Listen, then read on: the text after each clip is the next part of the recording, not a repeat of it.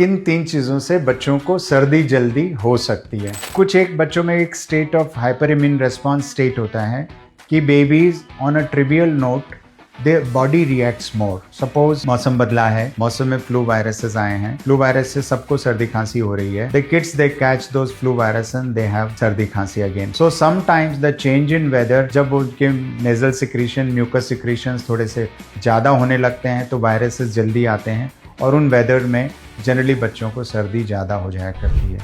But कुछ चीज़ें जिनको हम ध्यान देना चाहिए कि बच्चे जो हाइपर इम्यून रेस्पॉन्स स्टेट होती है, वो मैंने बोला जैसे कि आर्टिफिशियल कलर्स होती हैं, जैसे jams, jellies, lollipops, ice cream, cake का क्रीम बिस्किट्स एंड ऑल, जिसके कलर्स हैं they make the child more prone to catch सर्दी।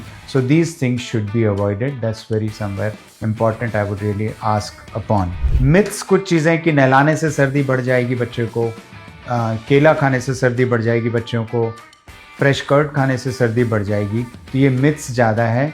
Kids should be encourage to eat these things.